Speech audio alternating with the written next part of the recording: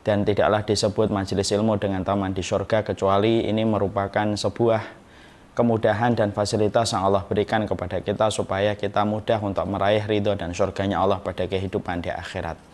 Tidak ada yang memberikan kebaikan, tidak ada yang memudahkan kita dalam kenikmatan dan ketaatan kita, kecuali adalah Allah Subhanahu wa Ta'ala. Kepada Allah tentunya kita bersyukur, kepadanya pula kita menggantungkan urusan kehidupan kita, dan semoga kita tidak pernah ditinggalkan oleh Allah walaupun sekejap mata.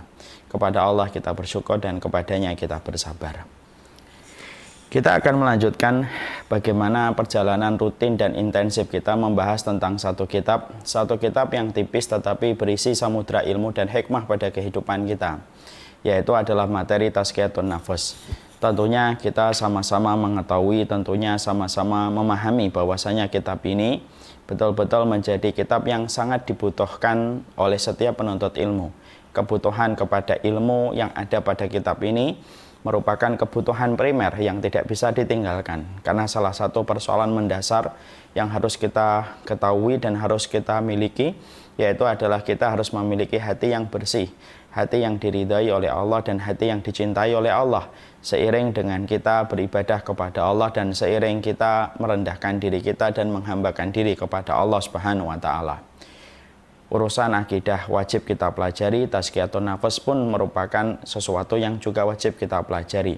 Dan inilah yang menjadikan kita mengkaji kitab Tazkiyatun Nafs yang disusun oleh 3 ulama besar, yaitu Imam Ibnu Qayyim, kemudian Imam Ibnu Rajab dan Imam Al-Ghazali, kumpulan dari semua materi-materi yang pernah ditulis oleh mereka dalam metode penyucian hati dan metode penyucian jiwa, supaya setiap dari kita betul-betul tahu bagaimana cara membersihkan hati dan jiwa. Kita sudah sering mengulang-ulang sebuah kata, tidak ada organ tubuh yang paling cepat kotor itu bukanlah wajah kita dan bukanlah tangan kita, tapi organ tubuh kita yang paling cepat kotor dan paling cepat keruh itu adalah hati kita. Berapa banyak orang yang di waktu pagi masih solih dan ingin melakukan kebaikan, tetapi ketika menjelang siang, hanya karena satu pandangan membekas di hatinya dan membentuk obsesi kemaksiatan yang besar. Padahal di waktu paginya dia berniat untuk melakukan kebaikan. Berapa banyak orang yang di waktu sorenya masih taat kepada Allah, maka keesokan paginya dia sudah kufur kepada Allah. Karena hati merupakan organ yang paling cepat kotor dan paling cepat lelah, dan dia bisa berubah dalam sekejap mata, melebihi kedipan mata kita ketika kita berkedip. Nah, inilah yang menjadikan kita betul-betul tahu, kalaulah hati kita merupakan organ tubuh yang paling cepat keruh, paling cepat kotor, kita harus mengetahui betul bagaimana kita mengendalikan hati kita, supaya hati kita diberikan ketakwaan oleh Allah, supaya hati kita dikendalikan oleh Allah di dalam kebaikan. Karena untuk mendapatkan fasilitas hati kita yang dikendalikan oleh Allah di dalam kebaikan, tentunya ada usaha yang harus dilakukan, tentunya ada effort yang diberikan, supaya Allah betul-betul menjaga hati kita setiap waktunya dan setiap saatnya. Karena menjaga hati supaya tetap berada pada ketakwaan itu jauh lebih sulit daripada semua usaha yang dilakukan di atas muka bumi. Menjaga hati itu lebih susah daripada membangun gedung pencakar langit.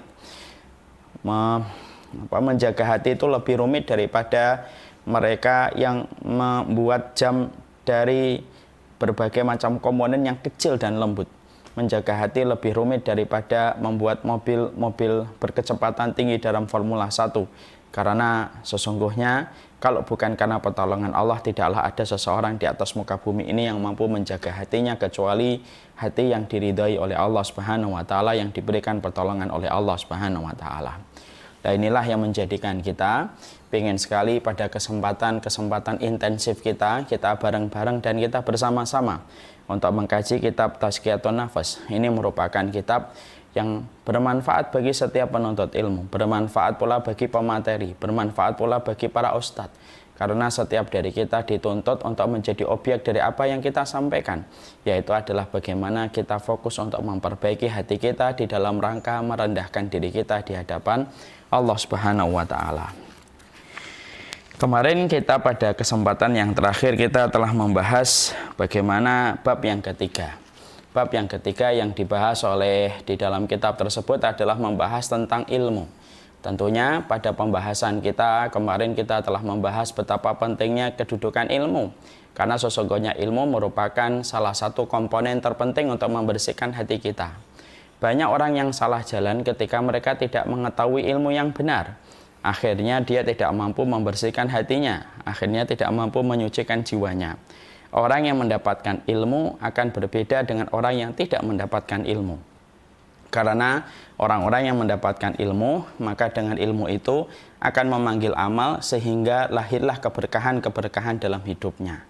Orang yang bangun malam ketika dia faham ilmunya, dia akan beristighfar kepada Allah dan beribadah kepada Allah.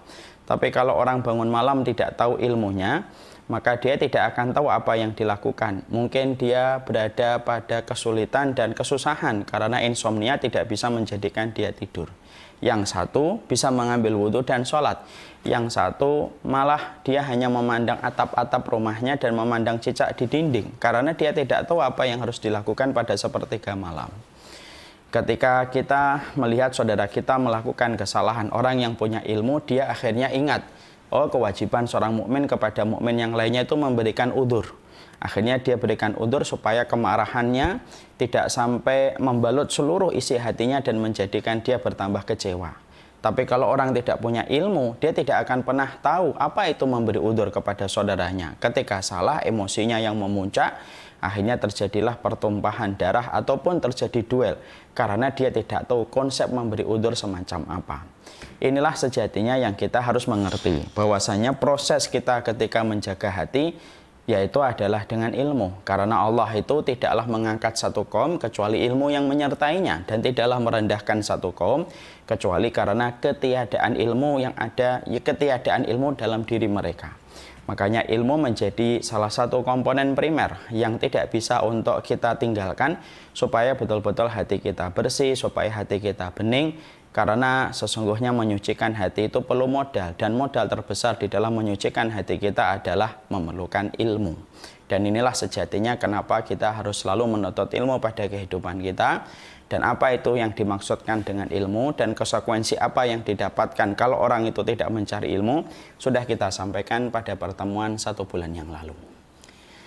Sekarang kita agak perlebar sedikit, yaitu kita ingin membahas ketika kita mengerti bahwasanya definisi ilmu sebagaimana yang dikatakan oleh Imam Ibnu Rajab. Definisi ilmu itu adalah ma qala Allah wa qala Rasul. Definisi ilmu adalah apa yang dikatakan Allah dan apa yang dikatakan Rasul. Jadi tidak setiap sesuatu pengetahuan bisa disebut ilmu secara definisi syar'i. Karena ilmu secara istilah definisi syar'i adalah perkataan Allah dan perkataan Rasul. Itulah yang disebut dengan ilmu. Jadi kalau ada arsitek, kalau kemudian ada ahli ekonom, maka dia tidak disebut dengan ilmu yang dimaksudkan di dalam konteks syariat. Walaupun itu juga ilmu, tapi ilmu duniawi yang tentunya keutamaannya tidak sama dengan keutamaan ilmu akhirat. Yang apabila dicari dengan niat yang benar, yaitu karena Allah dan membebaskan kebodohan dia di hadapan Allah, maka ilmu syar'i adalah alasan terbesar setelah iman untuk memasukkan manusia ke surganya Allah. Tentunya kita sudah mempelajari itu pada pertemuan kita. Sekarang kita agak perlebar. Setelah kita mengetahui bahwasanya ilmu itu memberikan kepada kita modal, ilmu itu menghidupkan transmisi kita supaya kita ngerti bagaimana kita membersihkan hati kita, supaya membersihkan jiwa kita, supaya hati kita bersih, tentunya kita harus paham ilmunya. Bagaimana ilmunya menahan sabar, bagaimana ilmunya bersaudara, bagaimana ilmunya ketika kita bersama dengan teman dan sahabat-sahabat kita yang tidak sempurna, sebagaimana kita pula tidak sempurna. Bagaimana ilmunya ketika kita mengucapkan kata-kata, bagaimana ilmunya ketika kita berkeluarga. Itulah modal yang dibutuhkan di dalam kita membersihkan hati kita. Karena orang yang tidak memiliki ilmu, dia tidak akan tahu bagaimana sikap dia untuk membersihkan hatinya. Dan ketika dia tidak tahu bagaimana membersihkan hatinya, apa yang dipegang, apa yang diucapkan, apa yang diayunkan langkahnya selalu berada pada kemaksiatan yang dimurkai oleh Allah. Nah itulah bahayanya. Tazkiyatun nafas itu perlu ilmu. Kalau kita tazkiyatun nafas tidak pakai ilmu, akhirnya pelariannya ke berbagai macam pilihan-pilihan yang ada dan semuanya malah justru menjauhkan dirinya kepada Allah. Ada yang semedi, ketika mereka ingin mencari ketenangan karena nggak ngerti ilmunya bahwasanya sholat, dzikir itu merupakan salah satu terapi paling mutakhir dan terapi paling luar biasa untuk menenangkan hati. Pernah nggak kita sering mendengar ada seorang yang mengaku dirinya muslim, tapi justru ketika menenangkan diri dia tidak memakai cara-cara yang ada di dalam Islam, tapi memakai berbagai macam metode-metode yang justru tidak ada di dalam agama Islam. Dia justru tidak berzikir, dia tidak bagaimana banyak bersujud. Kenapa justru dia memilih pilihan-pilihan yang ada ketika ingin menenangkan diri dengan pilihan yang justru bukan berasal dari agamanya. Bahkan biasanya justru dari agama-agama yang lainnya karena tidak punya ilmu. Nah, inilah pentingnya bagaimana kita selalu dalam kehidupan kita menyucikan hati itu perlu ilmu. Karena kita membersihkan handphone pun perlu ilmu. Bukankah tidak setiap orang bisa membersihkan kaca handphone dan skrinnya handphone? Kalau kita tidak ngerti bagaimana pengalaman ketika membersihkannya, bisa jadi apa yang kita pakai bukan membuat bening skrin handphone kita, tapi justru membuat buram karena kita tidak tahu bahwasanya cairan yang kita pakai membersihkan handphone tidak bisa sama dengan cairan-cairan ketika membersihkan alat-alat yang lainnya. Disitulah ilmu selalu menjadi penentu dalam semua perkara yang kita lakukan, terutama di dalam kita menyucikan hati kita. Sekarang apa yang kita harus lakukan? Nah, tentunya kita paham. Di dalam kita mengetahui pentingnya ilmu dalam kehidupan kita dari perkataan Allah dan perkataan Rasul-Nya, supaya betul-betul kita mampu untuk menjaga hati kita, menjaga kondisi hati kita, maka tentunya kita harus tahu bahwasanya setiap ilmu ada adabnya. Karena salah satu di antara sebab hilangnya keberkahan ilmu adalah ketika kita tidak mempraktekkan adabnya dan kita tidak memiliki perhiasan yang seharusnya perhiasan itu dimiliki oleh seorang penuntut ilmu. Banyak enggak orang yang menjadi penuntut ilmu, mempelajari tazkiyatun nafas, mempelajari tauhid, ataupun mempelajari sunnah, tapi justru hatinya tercermin dari lidahnya itu betul-betul mencerminkan bagaimana kekotoran hatinya dan kekeruhan jiwanya. Kenapa semacam ini? Padahal punya ilmu, banyak penyebabnya. Tapi salah satu yang disampaikan oleh Syekh Bakar Abu Zaid, salah satu di antara penyebab tidak barokahnya ilmu adalah ketika kita senantiasa mencari ilmu dalam urusan perkataan Allah dan Rasul-Nya, tapi kita tidak pernah tahu bagaimana adabnya dan bagaimana akhlaknya yang benar ketika kita mencari ilmu, dan itulah yang menjadikan akhirnya ilmu itu kehilangan barokahnya, ilmu itu kehilangan fungsinya. Ketika harusnya ilmu bisa membersihkan hati kita, tapi sebaliknya ilmu bisa mengkeruhkan kita ketika kita tidak memahami adabnya dan tidak memahami akhlaknya. Makanya disinilah kita perlu ilmu dan akhlaknya itu betul-betul harus terjaga. Kalau ilmu sudah terjaga dengan akhlaknya, keberkahan itulah yang kita dapatkan. Dan salah satu di antara tujuan keberkahan kita ketika mencari ilmu, Allah akan jadikan hati kita dan jiwa kita bening memandang orang lain, jiwa kita dan hati kita bening berinteraksi dengan orang lain ketika kita sudah menyenandingkan atau sudah menggandingkan antara ilmu dengan kehidupan akhlak dan adab yang sejatinya kita harus mengerti dan harus kita pahami. Nah, itulah pentingnya ilmu. Makanya kita ingin pada kesempatan ini, pada khusus pertemuan kita hari ini, kita akan membahas apa sih yang kita harus miliki ketika kita harus, apa sih adab yang harus kita perhatikan ketika kita mencari ilmu. Sebelum kita membahas adab apa yang harusnya kita lakukan, akhlak apa yang harusnya kita kerjakan ketika kita mencari ilmu, tentunya ada salah satu perkataan hikmah yang bisa menjadi renungan untuk kita semuanya. Dan renungan ini menunjukkan betapa pentingnya kehidupan ilmu, kehidupan akhlak ketika kita mencari ilmu. Apa itu perkataan hikmah yang sejatinya diperlukan untuk menjadi renungan bagi kita dalam aktivitas kita mencari ilmu ketika kita paham ilmu itu sangat membutuhkan akhlak sebagaimana makan itu membutuhkan minuman. Para ulama kemudian mengatakan, diterangkan di dalam kitab Tadhkiratus Sami' wal Mutakallim. Al-ilmu salah satu asbarin. Man dakhala fi syibril awal takabbara, wa man dakhala fi syibri tsani tawadhu'a, wa man dakhala fi syibri tsalis alima annahu ma ya'lam. Dikatakan bahwasanya sesungguhnya ilmu itu memiliki 3 tahapan.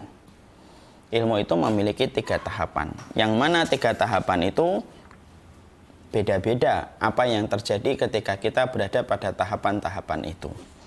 Wa man dakhala fi syibril awal, barang siapa yang berada pada tahapan pertama ketika dia baru mencari ilmu ataupun memang dia masih berada pada tahapan yang pertama, orang yang berada pada tahapan ilmu yang pertama takabbar, biasanya sombong. Biasanya sombong. Makanya kalau ada orang di antara kita kok nyari ilmu terus sombong, padahal fungsinya ilmu kan membersihkan hati kita. Fungsinya ilmu itu untuk mencucikan hati kita dan membeningkan hati kita.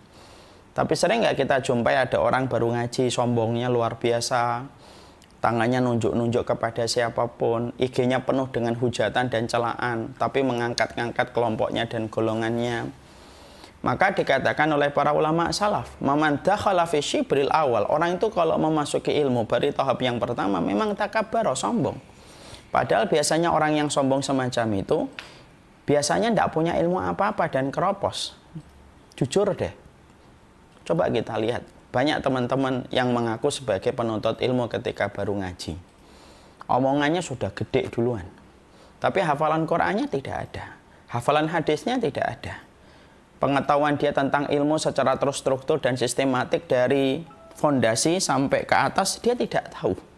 Tapi bicaranya seakan-akan melebihi seorang syekh.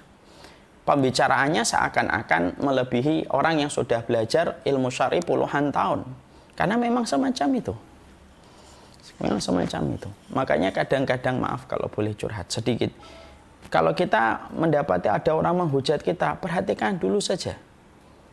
Tidak setiap hujatan itu perlu untuk diladeni oleh kita. Karena apa? Karena sejujurnya saya sering berkata sama circle saya itu, membunuh nyamuk itu tidak perlu pakai tenaga dalam. Dan memang banyak orang-orang yang mereka baru ngaji, lalu punya semangat yang semangatnya jauh lebih besar daripada ilmu yang dia pelajari. Membuat akun, membuat tulisan, ataupun dia terus berkata-kata di dalam satu grup ketika dia merasa di grup itu satu frekuensi dengan dia ngomong panjang lebar dia. Tanpa dia sadari bahwasanya takabbar, dia sombong terhadap ilmu yang dia dapatkan. Dan ini merupakan salah satu di antara hal yang sudah diingatkan oleh para ulama dulu.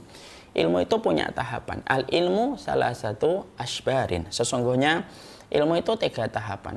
Faman dakhalaha fi syibril awal takabbar. Dia kalau berada pada tahapan yang pertama dia akan sombong. Bahkan saya sudah mengulang berkali-kali di banyak kesempatan. Berulang-ulang saya sampaikan di banyak kesempatan.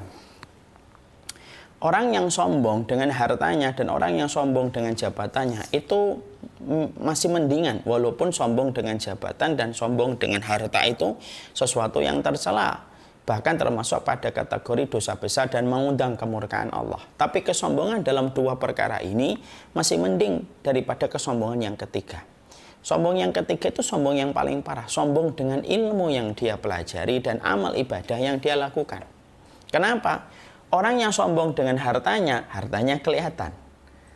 Yang sombong dengan jabatannya, jabatannya memang kelihatan. Tapi orang yang sombong dengan ilmu dan ibadah itu terus gimana? Ilmunya juga cetek. Dan ketika dia baru ceteknya saja itu pun juga belum tahu semuanya. Dan dia pun kalau ketika cetek belum tentu semuanya yang dia pelajari itu benar 100%. Dan amal ibadah yang dia lakukan juga belum tentu diterima oleh Allah. Tapi sudah pandai untuk menghujat. Sudah pandai untuk kemudian memvonis orang. Sudah pandai untuk menyesatkan orang. Sana nggak antum-antum jumpai orang-orang yang baru ngaji gitu. Terlibat pada satu kelompok yang menghujat gitu. Terus komentar dan komentarnya terkadang Masya Allah. Komentarnya tidak menakar bagaimana kemampuan dirinya. Hafalan Qur'annya mentok, hafalan hadisnya mentok. Ditanya tentang madhab Syafi'i, nggak ngerti siapa Imam Syafi'i. Kadang-kadang ditanya kitab apa yang sudah pernah dipelajari, nggak ada yang sudah dipelajari. Kajiannya hanya bermodal kajian tematik. Tapi Masya Allah, sudah melalui dengan yang luar biasa. Dan itu merupakan sebuah musibah besar. Musibah besar itu orang yang berada pada tahapan pertama ketika dia ilmunya membentuk dia sombong. Makanya saya wanti kepada seluruh komponen yang ada gitu. Kalau tiba-tiba kemudian ada orang yang menghujat kita, mencela kita, memvonis kita dengan berbagai macam vonis-vonis yang dia inginkan kepada kita. Tidak semua hujatan dan celaan itu harus diladeni.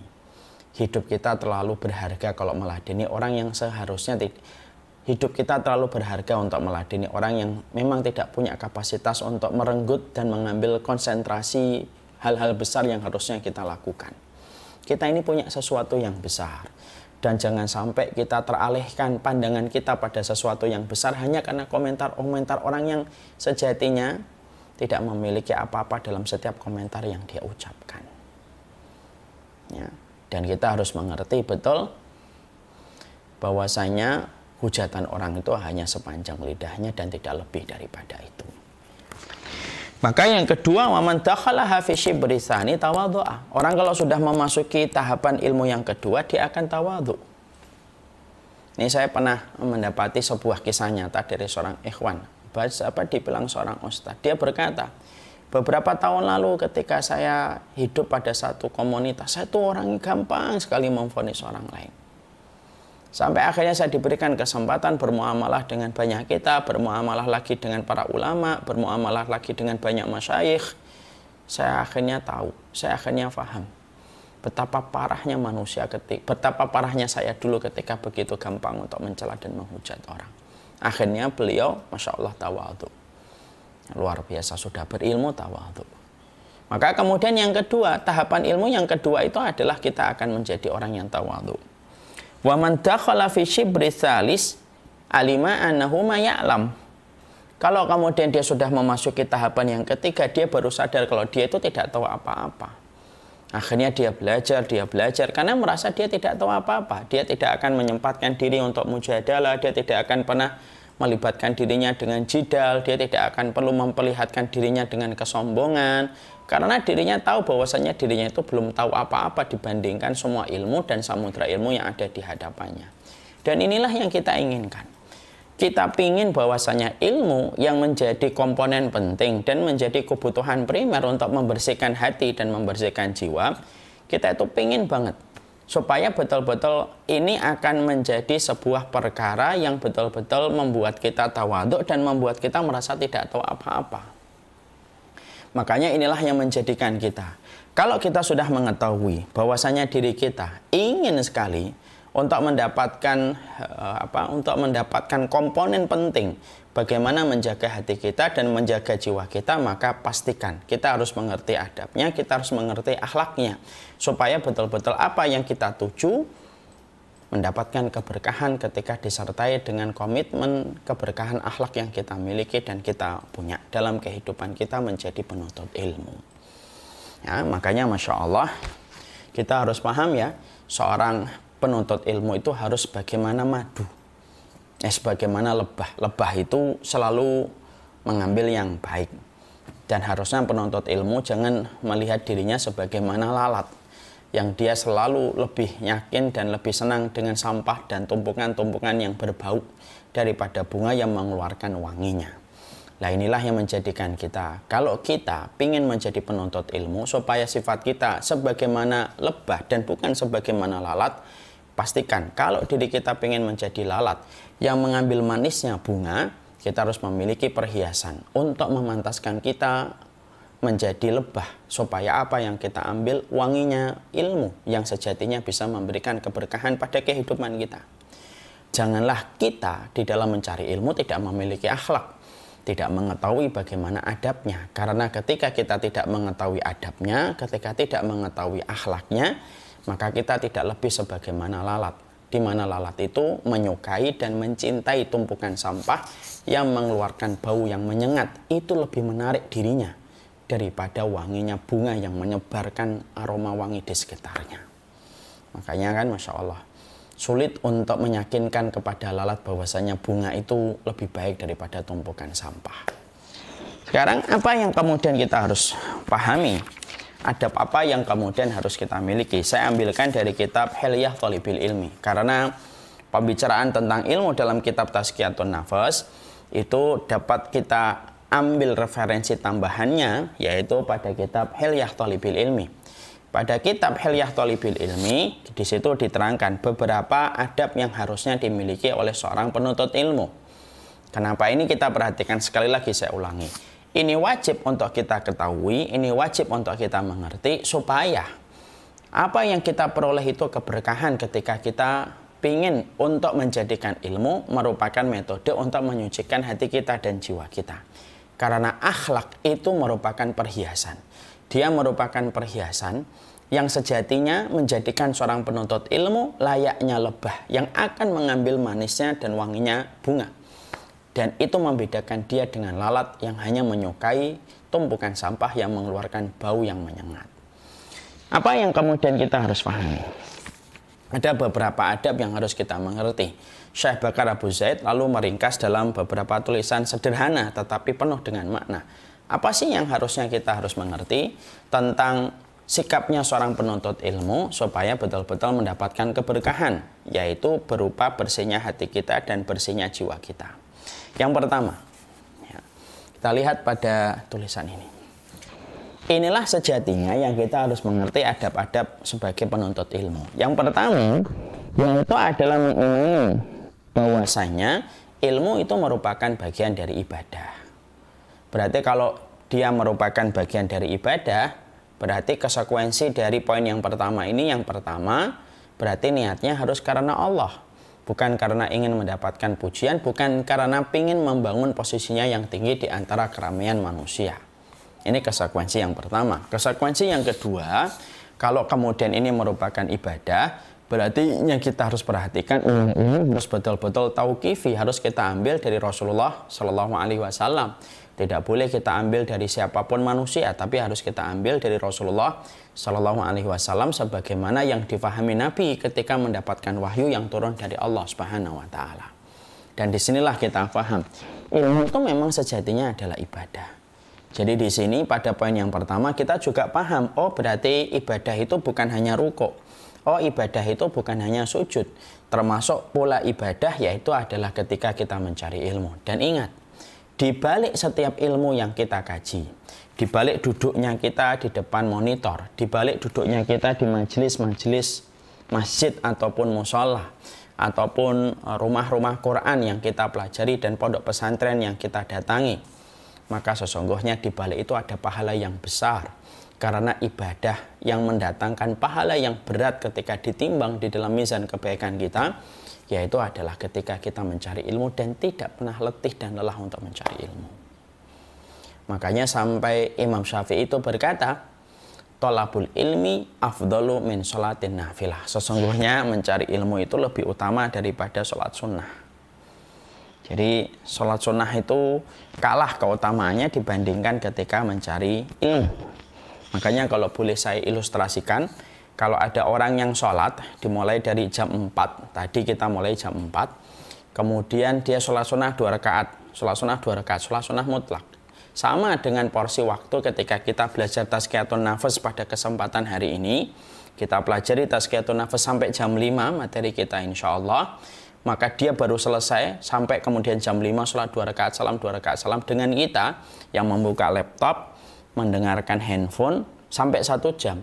Maka kalau dua-duanya ikhlas, orang yang mendengarkan kajian sambil duduk, sambil dia mencatat, sambil dia mengingat, sambil memasukkan ke hati dan pikirannya, itu jauh lebih utama daripada orang yang sholat nafilah 2 rakaat salam, 2 rakaat salam, 2 rakaat salam sampai menghabiskan 1 jam. Kenapa? Allah paling senang ketika didatangi dengan ilmu yang dipelajari oleh makhluk dan hambanya. Nah ini penting, supaya kemudian kita betul-betul paham. Berarti ketika ilmu disebut merupakan bagian dari ibadah, sebagaimana para ulama mengatakan, al-ilmu sholatus sirri wa ibadatul qalbi. Dikatakan di dalam banyak sekali fatwanya para ulama, ilmu itu adalah sholat yang rahasia dan ibadahnya hati. Dan itu sholat itu ada sholat anggota badan, ada sholat yang dilakukan anggota hati kita, yaitu adalah ketika kita menuntut ilmu, dan itu merupakan bagian dari perkara yang kita harus pahami. Berarti betul-betul harus menjaga niat. Hati-hati. Ilmu itu ibaratnya mata pisau yang bisa membawa dua sisi yang saling kontradiktif. Kalau ilmu dipelajari dengan niat yang benar, tidak ada balasan untukku kecuali surga yang begitu tinggi. Yarfa'illahu alladhina amanu minkum walladhina utul ilma darajat. Allah mengangkat orang yang berilmu lebih tinggi daripada orang yang tidak berilmu. Tapi sejatinya ketika kita salah dan tergelincir niatnya ketika mencari ilmu, maka sesungguhnya jilatan api neraka menjilat-jilat kepada mereka yang tidak menjaga niatnya ketika mencari ilmu. Makanya jadikanlah aktivitas kita ketika mencari ilmu sekali-kali bukan untuk mendebat orang. Bukan pula untuk mengangkat posisi kita di hadapan manusia. Bukan pula untuk menjadikan kita viral dan menjadikan kita diikuti banyak manusia. Seluruh niat itu hapus. Niatkan karena Allah. Apa yang terjadi setelah itu, sesungguhnya kita hanya berharap kepada Allah dari apa yang kita pelajari, membuahkan kelapangan menuju kepada surganya Allah Subhanahu wa Ta'ala. Antum pingin melewati sirat, dimudahkan oleh Allah dan dijaga oleh Allah ketika melewati jembatan yang paling menakutkan dan paling mengkhawatirkan, di mana membelah antara surga dengan neraka. Tidak ada yang bisa menyelamatkan ketika kita melewati sirat, kecuali salah satunya adalah orang yang terus membekali hidupnya dengan ilmu dan tidak ada niat yang dia miliki kecuali adalah karena Allah Subhanahu wa Ta'ala. Emang kalau kita melewati sirat dijaga oleh Allah ketika mencari ilmu, Ustaz? Iya. Mana dalilnya? Sudah sering saya sampaikan. Man salaka tariqan yaltamisu fihi ilman, sahalallahu tariqan ila jannah. Barang siapa yang melapangkan jalannya untuk mencari ilmu, Allah akan melapangkan jalannya untuk menuju kepada surga. Disebutkan dua kata jalan, tariqan. Tariq yang pertama, jalan yang kita lewati di atas muka bumi. Tariq yang kedua yang dimaksudkan pada hadis itu yaitu adalah jalan, yaitu sirat yang membentang antara surga dengan neraka. Nah, itulah yang kita harus pahami. Yang kedua yang kita harus pahami adalah mengikuti jalan salafus salih. Artinya bahwasanya referensi ilmu yang kita dapatkan merupakan referensi yang kita ambil dan kita petik dari generasi salafus salih. Siapa itu generasi salafus salih? Sahabat Nabi ridwanullah alaihim. Mereka-mereka yang melihat Nabi, beriman kepada Nabi dan mati dalam kondisi beriman. Kemudian setelah mereka tabi'in, orang yang melihat para sahabat, kemudian beriman kepada apa yang disampaikan oleh Rasulullah dan mati dalam kondisi beriman. Dan tabi'ut tabi'in, orang yang melihat tabi'in dan orang yang beriman dengan apa yang didakwahkan Rasulullah dan mati dalam kondisi beriman. Itulah yang disebut dengan generasi salafus salih. Jadi salaf itu bukan kelompok, salaf itu bukan golongan.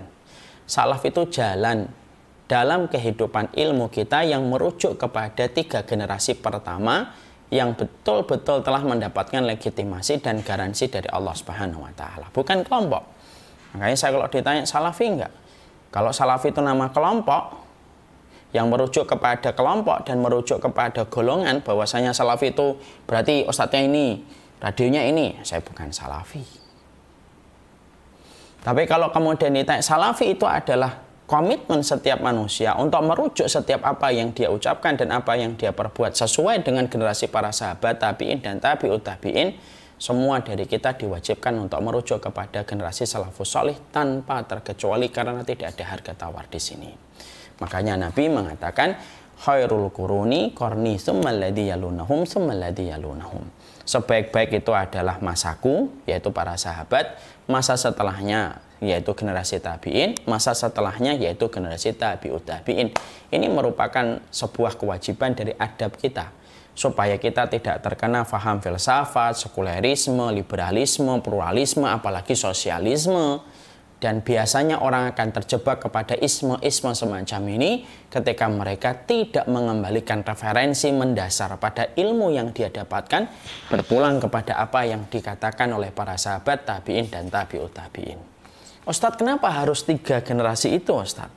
Karena mereka lah yang melihat bagaimana Rasulullah ketika menyampaikan maksud dari agama ini. Mereka itu saksi mata, para sahabat itu saksi mata. Dan saksi mata itu menerangkan yang benar. Saya ambilkan sebuah ilustrasi analogi yang gampang.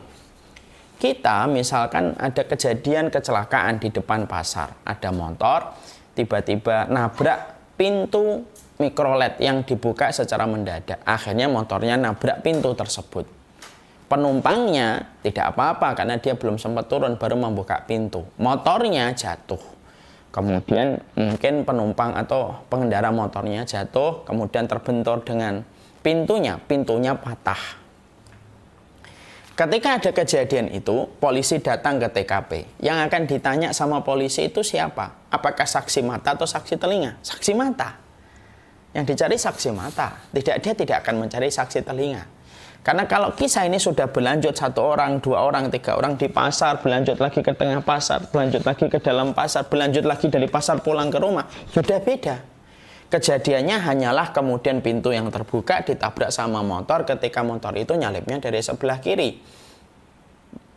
Pintunya patah tapi tidak berakibat parah. Coba kalau sudah bawa ke rumah, maka ceritanya sudah berubah. Oh, itu angkotnya berhenti mendadak. Kemudian motornya berhenti sampai kemudian melompat 200 meter. Sudah tambahannya banyak. Kenapa? Karena saksi telinga itu selalu tidak sama dengan fakta yang terjadi.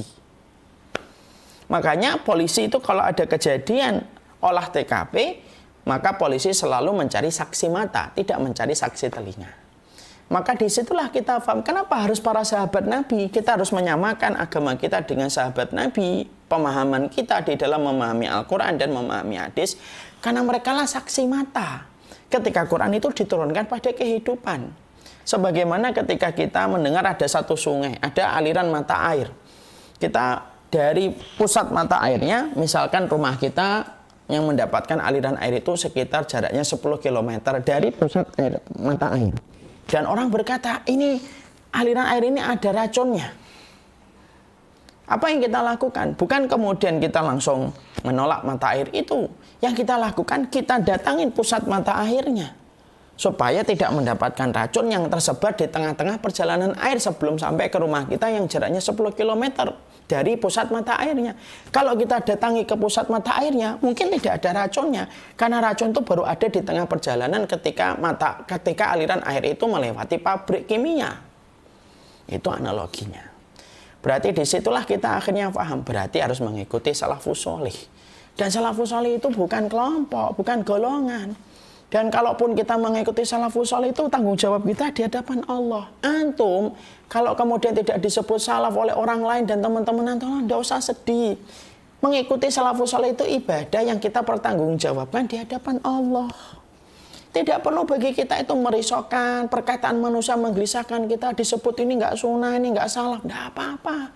Tapi yang terpenting kita harus berkomitmen. Apa yang kita perbuat, apa yang kita ucapkan betul-betul berdasarkan dalil. Sebagaimana rujukan yang ada pada ulama-ulama terdahulu. Itu yang paling penting. Komentar manusia, tidak usah diikutin. Tidak akan ada habisnya kita untuk memelihara setiap perkataan manusia. Makanya inilah yang menjadikan saya memahami. Mengikuti sunnah itu ibadah. Dan tidak ada tanggung jawabnya kita untuk kemudian mencari legitimasi di antara manusia. Tidak ada. Makanya ini merupakan kewajiban kita untuk mencari ilmu yang kedua. Yang ketiga, yaitu adalah senantiasa takut kepada Allah Subhanahu wa Ta'ala. Sebagaimana perkataan dari Imam Ahmad. Aslul ilmi khasyatullah. Sesungguhnya asal muasal pangkalnya ilmu itu rasa takut kepada Allah. Jadi kalau orang memiliki ilmu akan semakin mengerti betapa besarnya Allah dan betapa berkuasanya Allah. Sehingga semakin rasa takutnya itu kepada Allah semakin besar. Dan tentunya sudah berulang-ulang kita mengetahui kenapa, apa bedanya takut kepada Allah dengan takut kepada manusia. Beda. Takut kita kepada manusia menjadikan kita menjauh dari manusia itu. Takutnya kita kepada Allah menjadikan kita semakin mendekat kepada Allah. Lah kalau kita sebagai penuntut ilmu tidak takut kepada Allah, gimana kita akan mendekat kepada Allah? Tidak punya ketakutan sama Allah kok. Makanya penuntut ilmu ketika dia itu memiliki rasa takut, setiap penuntut ilmu ketika dia memiliki rasa takut, maka rasa takut itulah yang akan mendorong dia, memberikan motivasi kepadanya untuk terus mendekat kepada Allah. Dan tidak ada jembatan yang paling cepat yang menghubungkan dia dengan Allah kecuali ketakutan dia kepada Allah Subhanahu wa Ta'ala. Lah inilah yang menjadikan kita memahami sesungguhnya senantiasa penuntut ilmu memelihara rasa takutnya kepada Allah dan berusaha menempa hatinya untuk senantiasa terus-menerus berada pada ketakutan dia kepada Sang Khalik yang berkuasa atas segala sesuatu, yang mengetahui perkara kecil dan perkara besar yang ada pada hati dan jiwanya. Kemudian yang keempat, selalu menjaga sifat muraqabah. Selalu menjaga sifat muraqabah itu artinya adalah dia selalu merasa diawasi oleh Allah Subhanahu wa taala. Ya. Maka kemudian sampai dikatakan sesungguhnya dia selalu menjaga bagaimana sifat dia itu merasa diawasi oleh Allah. Artinya setiap penuntut ilmu itu harus menjadi walinya Allah ketika di tengah keramaian dan menjadi walinya Allah di tengah kesepian. Baik di antara ramai ataupun kesepian, dia tidak pernah berbeda. Sama saja. Dia selalu merasa diawasi oleh Allah. Dan dia selalu berusaha untuk tidak pernah membedakan antara kondisi sembunyinya dan kondisi ketika dia dilihat oleh orang. Makanya ini merupakan salah satu di antara perhiasan ilmu. Karena orang-orang yang sejatinya mereka sudah menjalankan hal-hal semacam ini, disinilah kita akan mendapati sebagaimana firman-Nya Allah, wattaqullaha wa yu'allimukumullah. Bertakwalah kamu kepada Allah. Sudah bertakwa kamu kepada Allah, Allah yang akan ngajarin kamu apa yang kamu tidak ketahui. Makanya seseorang itu harus merasa muraqabah, dia diawasi oleh Allah. Penuntut ilmu ketika dia merasa diawasi oleh Allah, dia akan terus bergerak dalam setiap kebaikan, setiap apa yang dia jalankan terirama, harmonis dengan semua yang dia kerjakan ketika dia tahu bahwasanya Allah tidak pernah luput dan tidak pernah melewatkan pandangannya kepada apa yang dilakukan oleh setiap makhluk. Kemudian sifat yang keenam diterangkan, yaitu adalah qanaah, rendah hati dan tidak sombong. Artinya betul-betul dia itu tidak sombong. Ya. Bahkan kita mendapati ada salah satu di antara yang disampaikan di sini. Sesungguhnya Amr bin Aswad, salah satu ulama, beliau itu kalau jalan, nah dia pegangi tangan kirinya. Ya, kalau pulang dari masjid dia pegangi tangan kirinya. Kenapa? Dia lalu kemudian ditanya alasannya, karena aku khawatir menjadi munafik. Munafik kan orang yang sombong dengan ilmunya.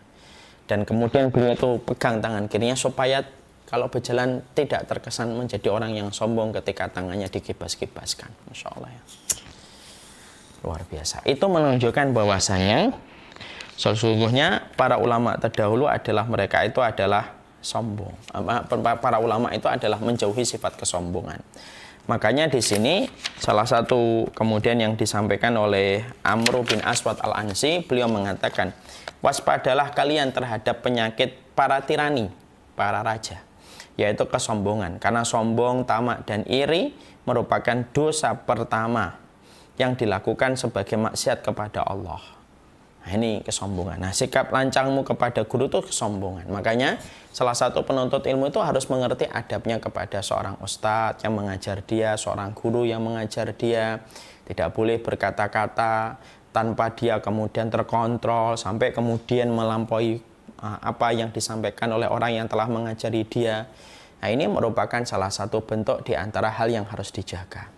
Hari ini, terutama di masyarakat Jakarta, banyak sekali mereka yang menganggap bahwasanya para ustadz itu yang mengajarkan kepadanya ilmu agama itu seakan-akan terkadang secara tidak sadar kadang-kadang diremehkan, direndahkan. Sehingga akhirnya berakibat kepada ketidakberkahan dari ilmu yang mereka dapatkan ketika mereka tidak memuliakan orang-orang yang mengajar mereka. Dan inilah yang menjadikan penuntut ilmu harus senantiasa memiliki sifat kerendahan hati.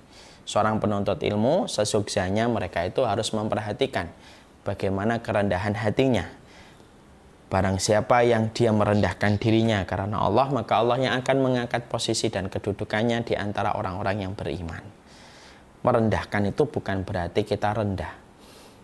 Rendahkanlah diri kita serendah-rendahnya sampai tidak ada lagi yang mampu merendahkan kita. Karena itulah sejatinya kita ini merendahkan diri kita.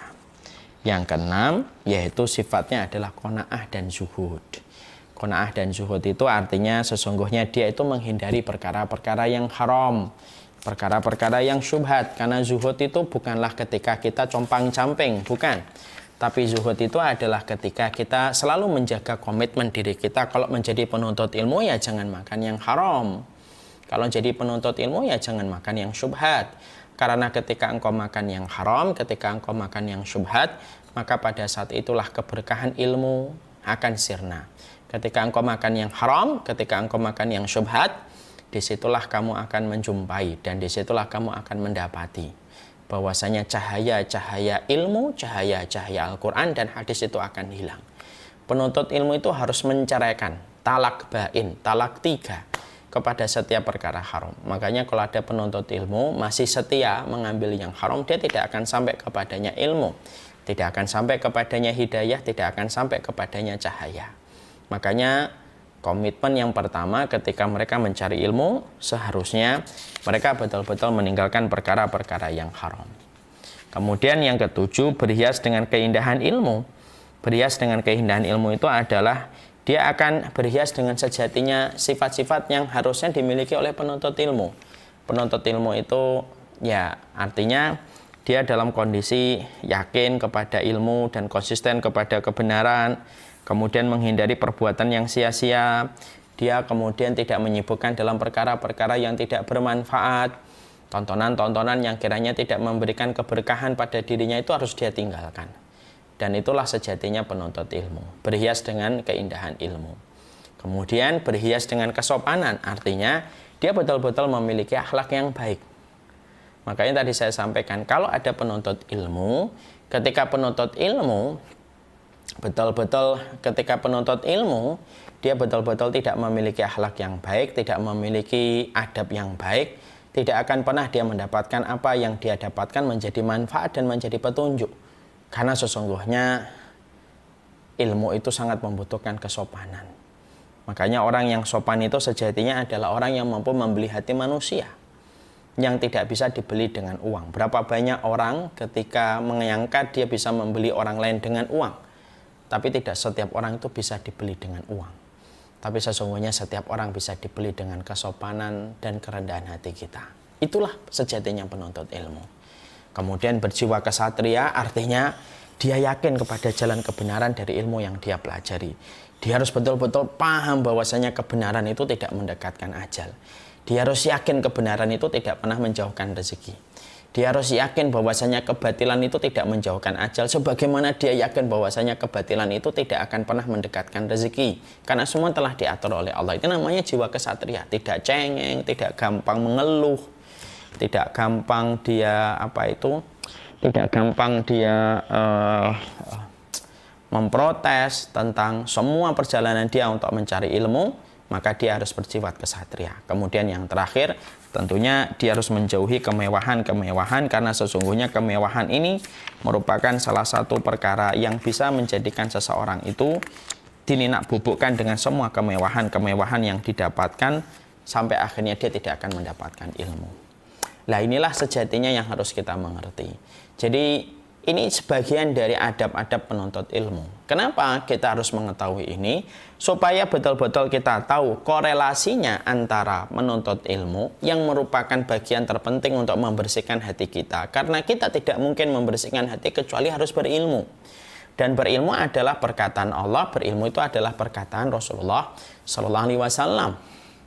Dan ini merupakan kewajiban. Tidak akan ada orang yang mampu membersihkan hatinya dalam kondisi yang diridhoi oleh Allah kalau dia tidak punya ilmu. Sekali lagi saya ulangi. Tidak akan mungkin orang itu membersihkan hatinya. Tidak akan mungkin orang itu membersihkan jiwanya kalau dia tidak memiliki ilmu. Karena ilmu itu merupakan komponen penting untuk membersihkan hati seseorang. Karena segala sesuatu membersihkan itu harus perlu ilmunya. Karena apa? Setiap benda yang menjadi objek untuk kita bersihkan itu sesungguhnya kemudian beda-beda. Membersihkan kamar mandi berbeda dengan membersihkan TV. Membersihkan TV berbeda dengan membersihkan komputer. Membersihkan komputer berbeda dengan membersihkan kacamata. Cairannya aja berbeda. Cairannya berbeda, cara ngelapnya berbeda, cara membersihkannya dari sisi yang mana itu berbeda. Itu baru membersihkan objek benda, apalagi membersihkan hati dan jiwa. Makanya kemudian harus dengan ilmu. Nah, ketika ada ilmunya, kita harus memiliki adabnya. Supaya betul-betul ilmu itu berfungsi. Dan salah satu fungsinya ilmu, yaitu adalah bagaimana ketika kita betul-betul mampu membersihkan hati kita, mampu membersihkan jiwa kita. Dan adab itulah yang tadi sebagian kita pelajari, yang kita ambil dari perkataan dan tulisan Syekh Bakar Abu Zaid. Setidaknya ada beberapa hal. Memahami ilmu itu adalah ibadah, berarti ibadah itu Berarti harus niatnya benar karena Allah, kemudian harus sesuai dengan petunjuk Rasulullah. Yang kedua harus mengikuti jalan salafus salih, harus merujuk kepada referensi yang betul dari kalangan terdahulu, dari generasi sahabat, tabi'in dan tabi'ut tabi'in, sebagaimana yang Allah sampaikan dalam surat At-Taubah ayat yang ke-100, was-sabiqunal awwaluna minal muhajirin wal ansar walladzina taba'uhum bi ihsanin radhiyallahu anhum wa radu anhu. Orang-orang yang pertama kali masuk Islam dari kalangan muhajirin dan ansar, dan orang-orang yang setia mengikuti mereka dari kalangan para nabi, dari kalangan dan orang-orang yang setia mengikuti para sahabat itu. Mereka lah orang yang diridhai oleh Allah dan Allah ridho kepada mereka. Senantiasa takut kepada Allah, karena ketika menjadi penuntut ilmu takut kepada Allah, dia akan terus mendekat kepada Allah. Karena takut kepada makhluk menjadikan kita jauh, takut kepada Allah semakin menjadikan kita dekat. Menjaga sifat muraqabah, jadi walinya Allah di tengah keramaian, jadi walinya Allah di tengah kesepian.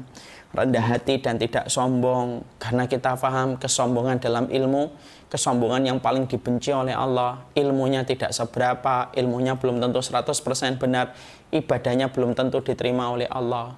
Memiliki sifat qanaah, memiliki sifat zuhud, karena ilmu kalau sudah tercampur dengan yang haram, maka yang haram itu memadamkan cahayanya ilmu. Sebagaimana perkataan dari Waqi' kepada Imam Syafi'i, syakautu ila waqi'in an su'i hifdhi fa arsadani ila tarkil ma'asi fa inna ilmallahi nurun fa inna ilmallahi nurun wa nurullahi la yahdi lil asi. Saya pernah menceritakan kepada Waqi' tentang buruknya hafalanku. Maka Waqi' berkata kepada Syafi'i, tinggalkanlah kemaksiatan, karena ilmunya Allah itu cahaya, dan cahaya Allah tidak pernah menerangi orang yang bermaksiat kepada Allah.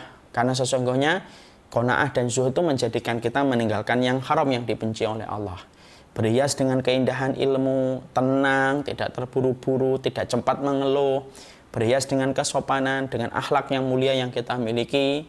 Berjiwa kesatria, yakin kepada apa yang kita pelajari, bahwasanya kebenaran itu sejatinya tidak pernah menjauhkan rezeki, tidak pernah mendekatkan ajal, serta menjauhi kemewahan yang berlebihan. Nah, itulah sejatinya. Kalau semua perhiasan ini kita pelajari, maka proses selanjutnya dengan ilmu, sedikit demi sedikit akan membersihkan karat di dalam hati kita. Kalau kita sudah mulai memakai perhiasan akhlak yang sejatinya dimiliki oleh para penuntut ilmu. Makanya kalau kita ditanya, kenapa ya ada orang berilmu omongannya ketus, Ustaz? Kenapa ada orang berilmu tuh ngomongnya menghujat terus? Ada dua kemungkinan. Bisa jadi penilaian kita salah. Mungkin dia bukan berilmu, tapi dia merasa tahu padahal tidak ada ilmunya. Atau yang kedua, bisa jadi dia itu baru tahapan yang pertama dengan kesombongan. Atau yang ketiga, yang ketiga itu bisa jadi dia tidak paham ilmunya dan adabnya, sampai ilmu yang dia pelajari tidak membersihkan hatinya dan tidak menyucikan jiwanya. Wallahu a'lam bishawab. Nah, inilah yang kita pelajari masih pada pembahasan yang ketiga. Ilmu kaitannya dengan tazkiyatun nafas, dan kaitan ilmu dengan perhiasan yang sejognyanya dimiliki oleh seorang penuntut ilmu. Semoga Allah memperbagus akhlak kita sebagaimana Allah memperbagus fisik kita. Allahumma kama hasanta khalqi fahasin khuluqana. Ya Allah, sebagaimana Engkau membaguskan fisik kami, maka baguskanlah akhlak kami. Wallahu a'lam. Wassallallahu ala nabiyina Muhammad walhamdulillahi rabbil alamin. Saya serahkan kembali kepada Abu Rakila.